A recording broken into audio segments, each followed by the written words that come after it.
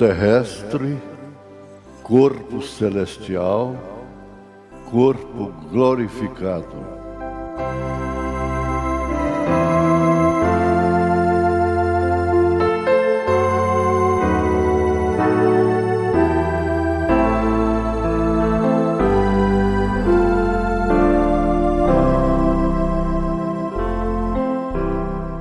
Boa noite com Jesus. Eu quero compartilhar com vocês um dos meus segredos desde 57 anos pregando esta palavra, com contraventos, ventos contra, ventos a favor, e sempre olhando para frente. Mas o profeta anima a gente. O segredo é esse. Nunca olhe para trás.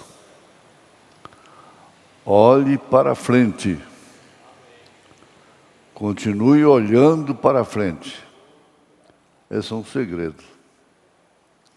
Vou repetir. A ele ouvi, parágrafo 46.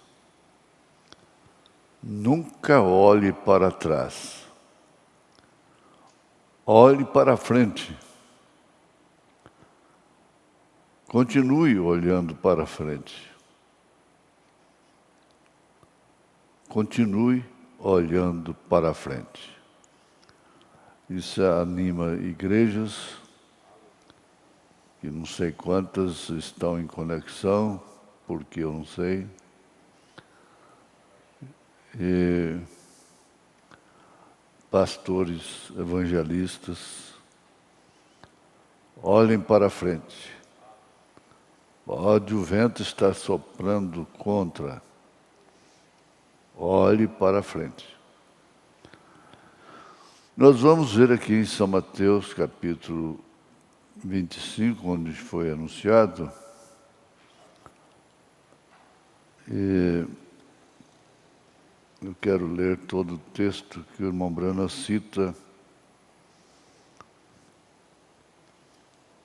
É o julgamento das nações. E quando o Filho do Homem vier em sua glória, e todos os santos com ele, então se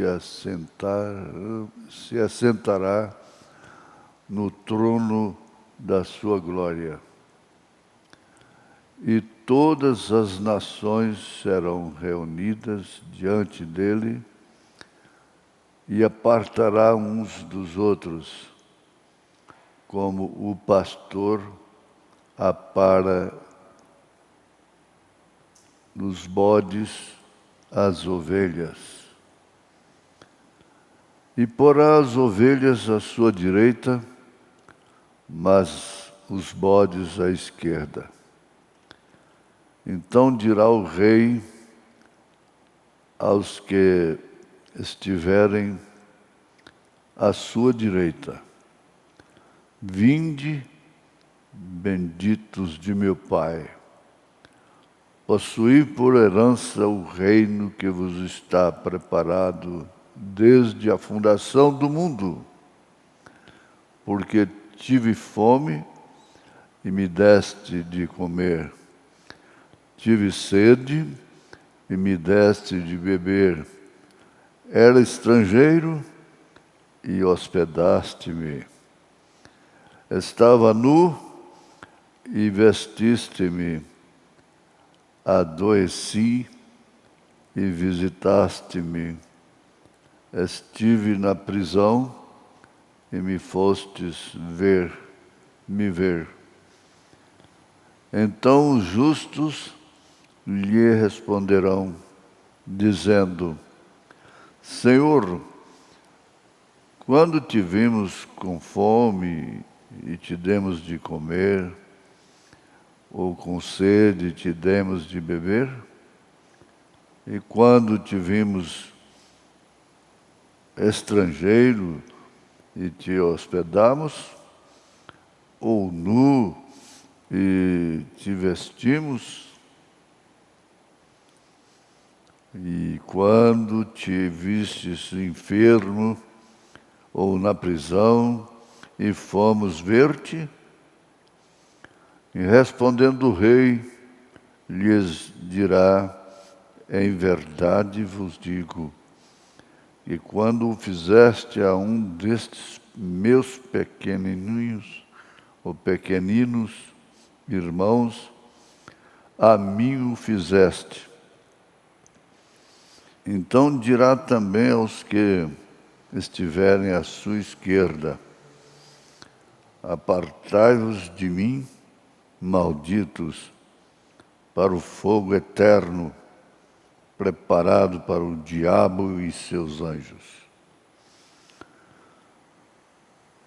Senhor Deus, oramos a Ti mais uma vez, como quem sempre necessita do Senhor. Temos 1000 à esquerda, temos 1000 à direita, mas não somos atingidos. Essa é a Tua palavra. Esse é o escudo do Senhor, é a armadura de Deus. E só nos resta, Senhor, é isto. Encoraja-nos, ó Pai, para continuarmos sempre olhando para a frente, não para os lados nem para trás. Pedro fez isso. Ele foi olhando para a frente, mas quando ele olhou para os lados, ele começou a afundar. Mas mesmo assim o Senhor não o deixou perecer. Graças a Deus. O Senhor é a força da nossa vida e nos dá a graça de ouvirmos a Tua palavra como ela é, não importando o quanto ela nos fira, como diz o profeta de Deus. Ele disse: não importa o quanto isto me fira, porque eu mesmo estou todo embaraçado. E continuou para a frente, até chegar lá. Ajuda, ó Deus. Eu penso nesses pedidos de oração. Penso, ó Deus, no leito, na cama, aquelas famílias que estão em paz, com saúde, e aquelas que estão doentes, acamadas. Sempre aquela oração do irmão Neville nos vem, e a nós, quando estivermos enfrentando semelhantes provas. Perdoe os nossos pecados e cura as nossas enfermidades, em nome de Jesus Cristo. Amém. Amém. Pois bem, nós vamos continuar a leitura, repetindo o versículo 41. São Mateus 25. Capítulo 20, São Mateus 25. Então dirá também aos que estiverem à sua esquerda: apartai-vos de mim, malditos, para o fogo eterno, preparado para o diabo e seus anjos. Porque tive fome e não me deste de comer. Tive sede e não me deste de beber. Sendo estrangeiro, não me recolheste, ou não me hospedastes. Estando nu, não me vestistes, e enfermo e na prisão, não me visitastes. Então eles também lhe responderão, dizendo: Senhor, quando te vimos com fome, ou com sede, ou estrangeiro, ou nu, ou enfermo, ou na prisão, e não te servimos? Então lhes responderá, dizendo: Em verdade vos digo que quando a um destes pequeninos o não fizestes, não o fizestes a mim. E irão estes para o tormento eterno, mas os justos para a vida eterna. Então, isto é São Mateus, capítulo 25, a partir do verso 31 até o 46. Muito bem. Vamos aqui para o profeta de Deus. Ele tem a palavra sobre isto que acabamos de ouvir. Na mensagem, depois eu passo a mensagem. Ele diz: para maior esclarecimento, notem especialmente as palavras de Mateus 25, 31 a 46. Não está dito que um pastor está literalmente separando ovelhas de bodes, mas é como um pastor separando ovelhas de bodes. É como, não é questão, é como. Não ovelhas nesta área específica de tempo, julgamento do trono branco. As ovelhas estão em seu aprisco, elas ouviram sua voz, palavra, e elas o seguiram. Elas já têm vida eterna e não podem entrar em julgamento. Mas estes não têm vida eterna e eles estão no julgamento. A eles é permitido entrar na vida eterna. A eles é permitido entrar na vida eterna. Mas em qual base eles entram na vida eterna? Certamente não sob o fato que já tenham sua vida como a noiva, mas eles recebem-na porque foram bondosos a seus irmãos. Por isso, é triste ver irmãos julgando, não é? É triste mesmo. São Mateus 7, não julgueis para que não sejais julgados. Esse dia vai chegar. Eles não são seus irmãos. Isto faria deles co-herdeiros com Jesus. Eles não são herdeiros de qualquer coisa, senão da vida.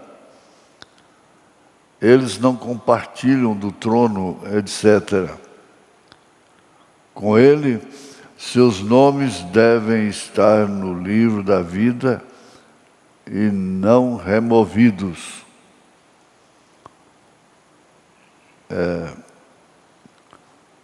Coisa séria e que deve nos empolgar. Conhecimento alegra. Conhecimento da verdade estimula. Conhecimento da verdade cura, liberta, batiza com o Espírito Santo e traz a fé perfeita.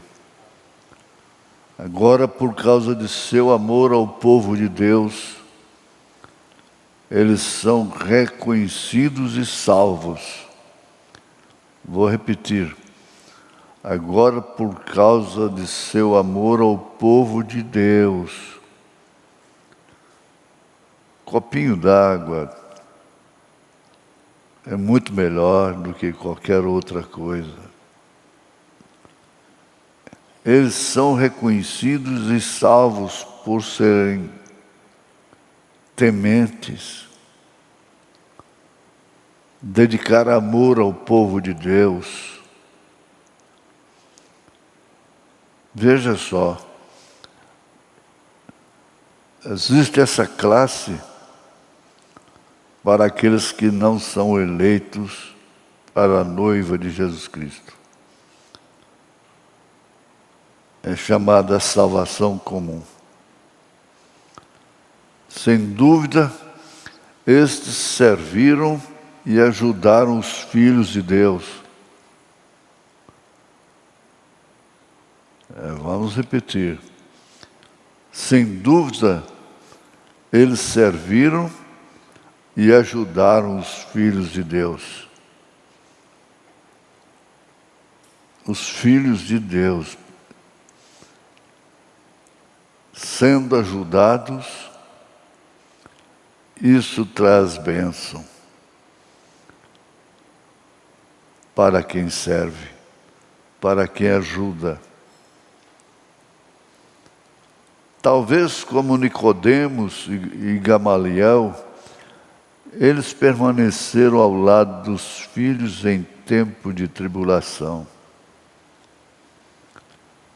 Se isto parece uma leve noção de restauração, observe cuidadosamente agora, porque os ímpios não são restaurados. Não existe restauração para os ímpios, mas irão para o lago de fogo. Aí que a gente encontra na Bíblia, na trilha de Jesus Cristo, ele encontrando pessoas perdidas, banidas da sociedade, sendo restauradas. Porque porque havia algo nelas que deveria e poderia ser restaurado. Os nomes de muitos dos destruídos estavam no livro da vida também. Mas foram riscados porque eles falharam em honrar o povo de Deus, que era a palavra viva, manifesta, epístolas vivas em seus dias. Agora sejamos bem claros aqui. Estas não são as nações sendo julgadas e indo para o milênio, porque tenho obrigado e abrigado e ajudado os judeus. Olha, preste bem atenção. Tem abrigado e ajudado os judeus. Isto é muito claro por causa da conclusão destes versos. E os ímpios irão para o castigo eterno, lago de fogo. Mas os justos Foram justos em serem bons para os filhos de Deus, mas os justos vão para a vida eterna. Não há registro de 2 julgamentos onde os ímpios são lançados no fogo, no lago de fogo. Somente a besta e o falso profeta são julgados no fim da grande tribulação. É depois de Gog e Magog, não é? Apocalipse 20. Não, este é o julgamento do trono branco. Esse agora. E eles são julgados segundo o que está escrito nos livros. É na segunda ressurreição que as almas sob o altar, como é anunciado no 5º selo, Apocalipse 6, 9, 11, recebem vestes brancas e naturalmente a vida eterna. Ou não haveria evidência de vestes brancas? É havendo aberto o 5º selo, ou havendo aberto o 5º selo, mortos por amor da palavra de Deus e por amor do testemunho que deram. E clamavam com grande voz, dizendo: até quando, ó verdadeiro e santo dominador, não julgas e vingas o nosso sangue dos que habitam na terra? E foram dadas a cada um compridas vestes brancas, e foi-lhes dito que repousassem ainda um pouco de tempo, até que também se completasse o número de seus conservos e seus irmãos, que haviam de ser mortos como eles foram. O profeta diz: a noiva não pede vingança.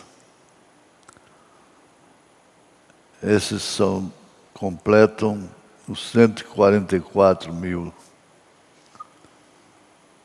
judeus que haviam de ser mortos como eles foram. Pois bem, note especialmente que nenhum destes sob o altar foi morto pelo testemunho de Jesus. Eles não foram como Antipas, que foi morto por testemunhar de seu nome. Estes não são nascidos de novo, com vida eterna como possessão deles. Eles vieram na ressurreição e receberam vida por causa de sua permanência na palavra. E notem como estes,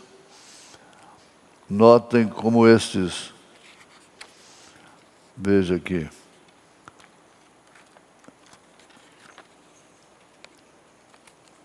E notem como estes removidos, não é que, como estes estão clamando por vingança. Note isso. Até quando não vingas o nosso sangue? Eles não podem compor a noiva. A noiva vira sua face e clama: Pai, perdoa-lhes, porque não sabem o que fazem. Eita! Pensa um pouquinho nisso. Espera um pouquinho. Eles não são a noiva. A noiva não pede vingança. Eles não podem compor a noiva, porque eles estão pedindo vingança. Eles não foram eleitos para a noiva. A noiva vira sua face e clama: Pai, perdoa-lhes, porque não sabem o que fazem.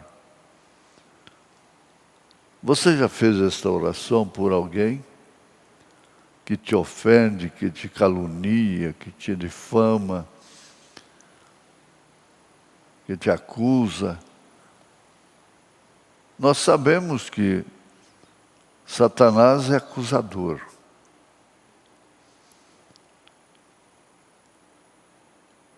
O diabo é adversário. Quantos se fazem espontaneamente adversários da noiva de Jesus Cristo? Por isso ela tem por que orar: Pai, perdoa-lhes, porque não sabem o que fazem. Estes são judeus.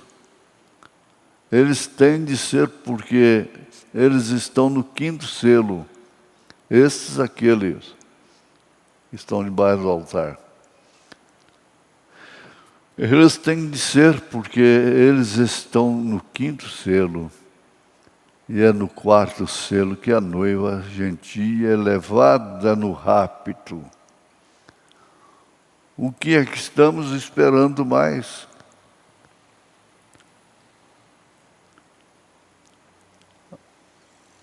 Isso não é brincadeira. O 5º selo é entre os judeus.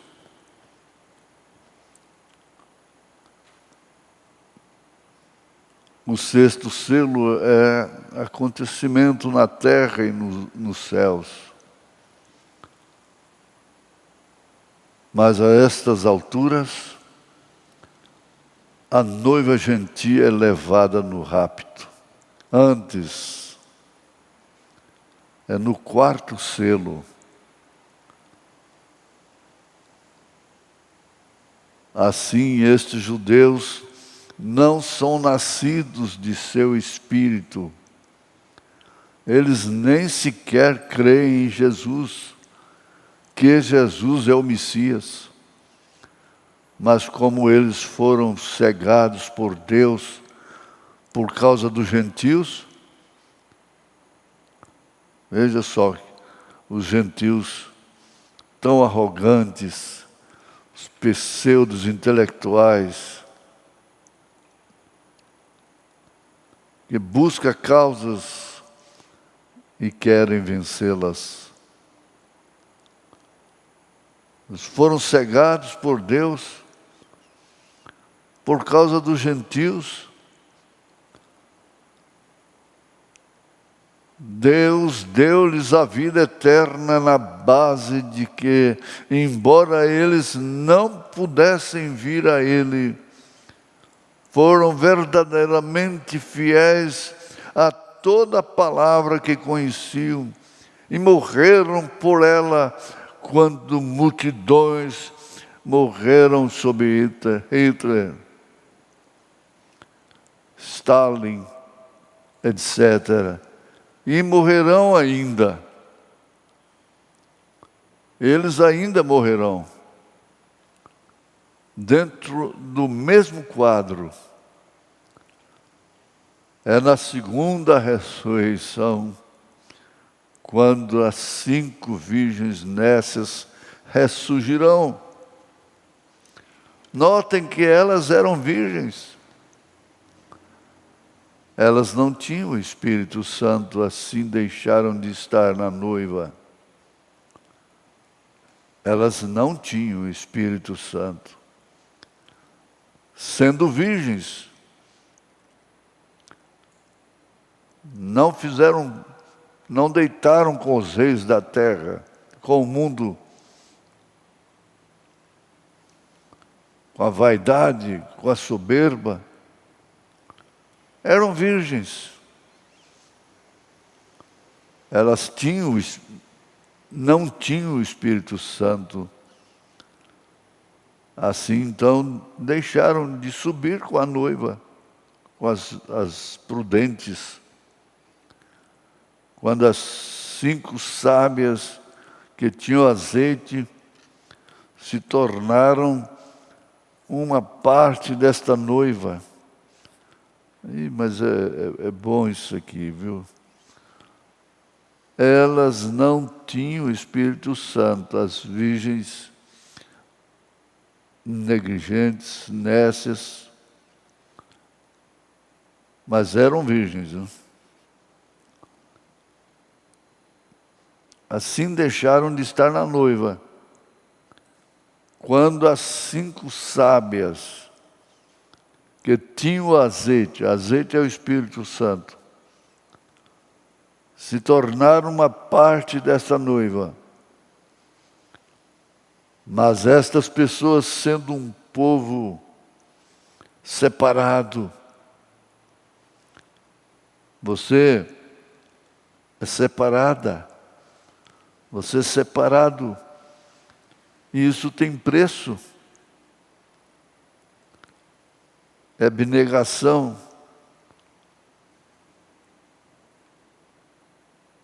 Um povo que tem o amor de Deus e tentando permanecer na palavra. O profeta diz na mensagem, possuindo todas as coisas, no parágrafo 137, mas se você está tentando com tudo que tem,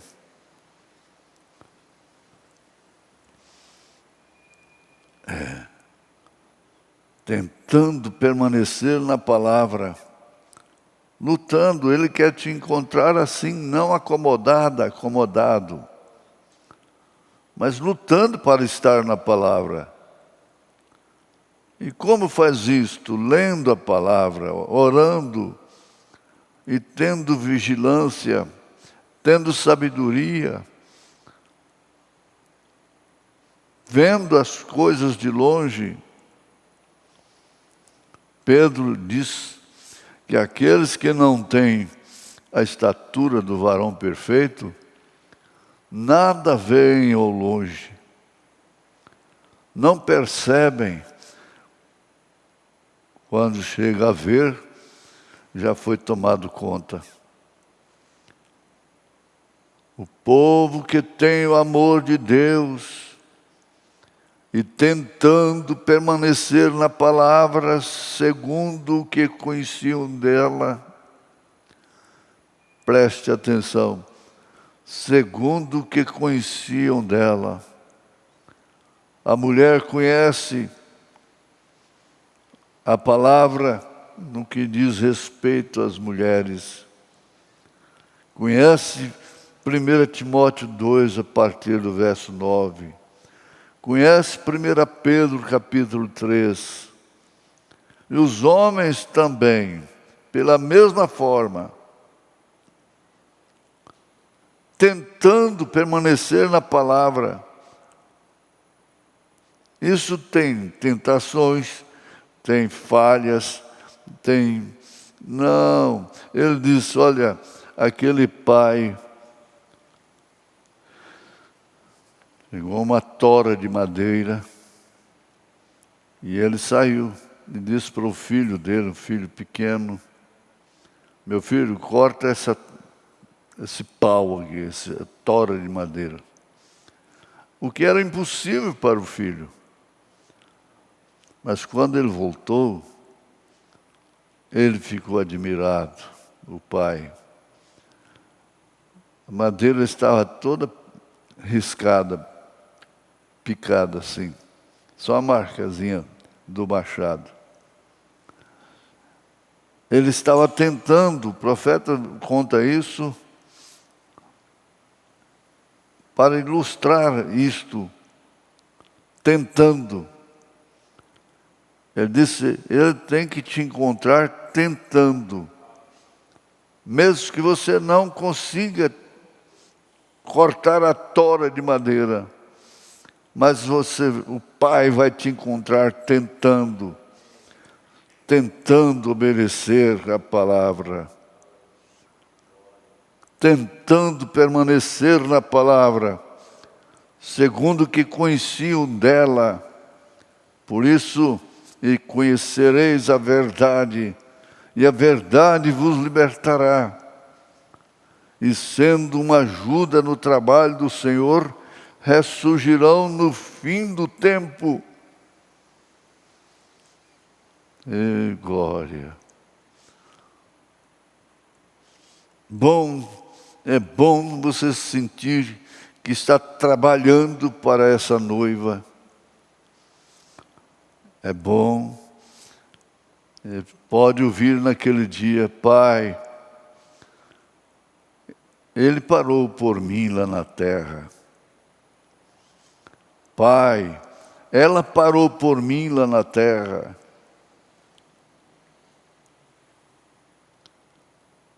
E agora eles perderão o milênio. O que vocês podem começar a notar que essas verdades são muito mais importantes e maravilhosas do que temos crido. Todas estas pessoas têm seus nomes no livro da vida e seus nomes permanecem. Porém, quais os nomes que não permanecem?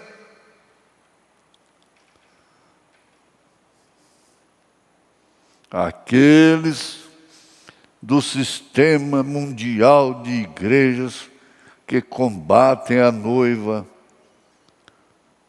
Estes não permanecem na salvação, na vida eterna. Aqueles do sistema mundial de igrejas que combatem a noiva, não combate a noiva, não combate o irmão. Ele disse: se você vê um irmão errado, ore por ele. Se você vê uma irmã errada, ore por ela. A noiva é composta de seres humanos sujeitos às mesmas paixões como Elias. Tiago falou isso. São humanos, precisam um do outro na oração, na compreensão. Você ajuda alguém na sua oração, não somente pessoas do seu sangue.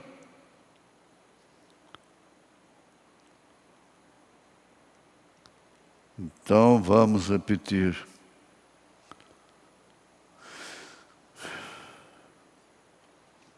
Porém, quais os nomes que não permanecem? Aqueles do sistema mundial de igrejas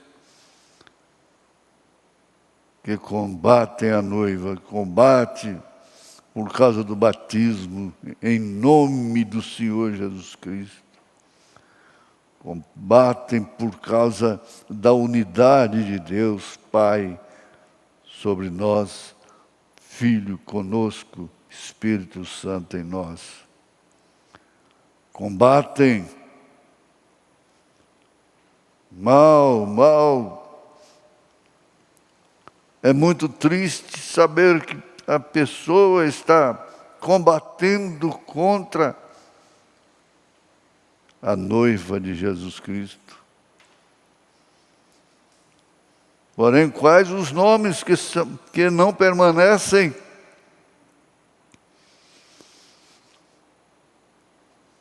No sistema mundial de igrejas que combatem a noiva. Estes sim são os que terão seus nomes removidos. Estes são os que se perderão. Eles serão lançados no lago de fogo. Há 4 grupos. 4. Vamos dar agora outro passo.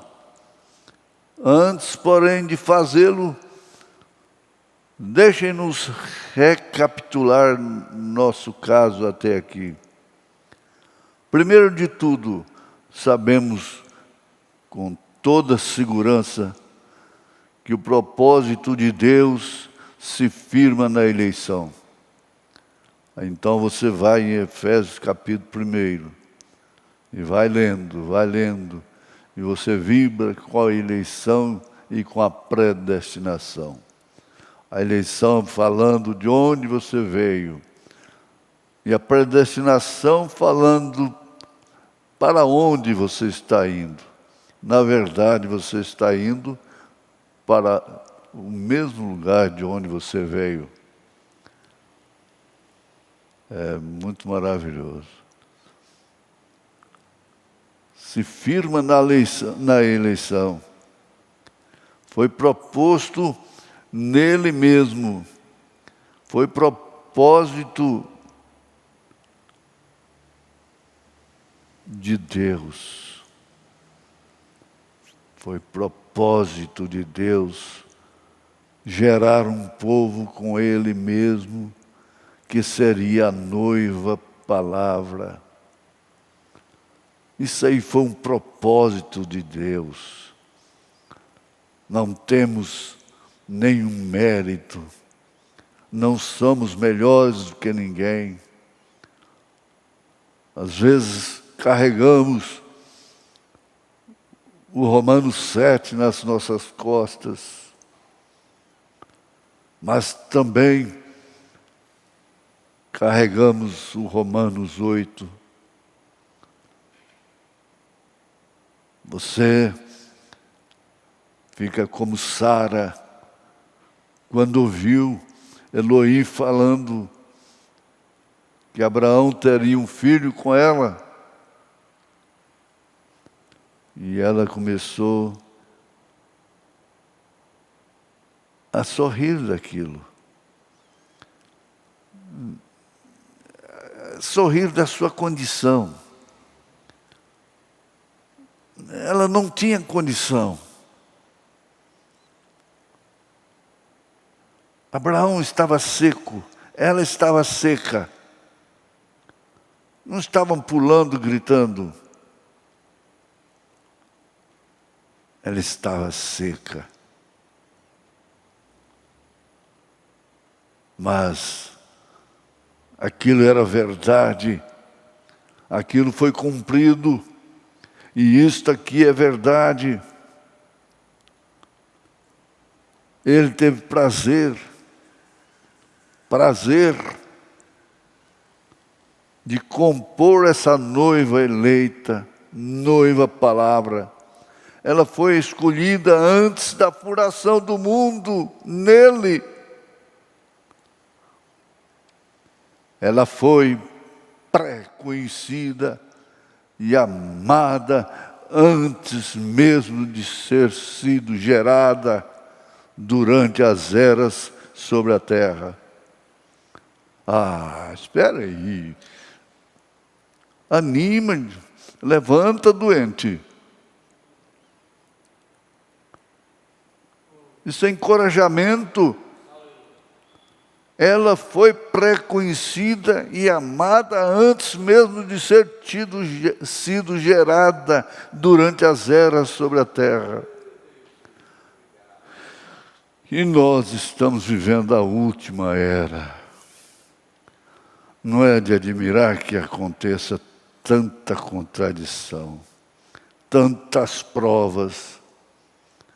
Não é de admirar que os meninos estão jogando pedras nas árvores que têm fruto.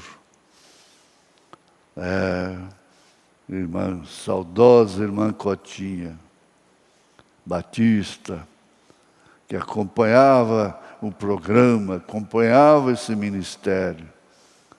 E ela me chamava de Joaquim. Estendeu a mão. Sempre, nunca fiquei sem pedradas na vida. Toda a vida. Ela foi, esperou na porta da saída da rádio em Anguera. Joaquim, menino não joga pedra em árvore que não tem fruto. Ela foi redimida pelo seu sangue e não pode nunca entrar em condenação, essa noiva. Por que eu vou me condenar? Sara, para de analisar a sua condição.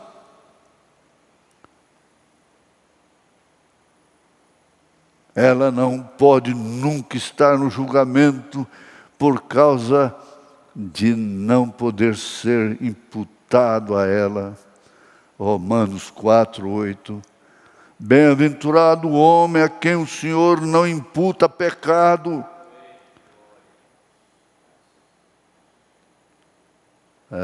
O profeta está dizendo, ela não pode nunca estar no julgamento por causa de não poder ser imputado a ela. Romanos 4:8. Bem-aventurado o homem a quem o Senhor não imputa pecado. É bem-aventurado. Não tem a bem-aventurança? Joga pedra. Mas verdadeiramente ela estará com ele em seu trono de julgamento, julgando o mundo e até os anjos. Seu nome, cada um de seus membros, foi escrito em uma seção do livro da vida do Cordeiro. Ali está a noiva, nunca será arriscada. Passa o que você passar. Em frente, a noiva purga aqui na terra. Vida do Cordeiro, livro da vida do Cordeiro, livro da vida do Cordeiro, seu nome está lá, antes da fundação do mundo. Agora, em segundo lugar, a outra classe. Eu tenho que parar. Nós vamos deixar para a próxima sexta-feira a continuação. Nós vamos continuar a próxima sexta-feira. Aí vamos pensar em segundo lugar. É isso. Aleluia. Glória a Deus. Essa é a mensagem. Eu fico maravilhado com isso. Essa mensagem muda Deus seu parecer. Começamos no parágrafo 50. Jesus, completa, Senhor, esta bênção, ó Deus. Já foi pedido, Senhor, por aqueles que estão padecendo dores, sofrendo essa crise. Esforça a nossa coragem, Senhor. Dá-nos tranquilidade de espírito, espírito tranquilo. Não deixe-nos parar para olhar o barulho da lata. Continuar olhando para frente. E ao conselho do profeta de Deus, olhe sempre para frente. E olhando para frente, você verá seu rapto, seu arrebatamento. Em nome de Jesus Cristo. Amém.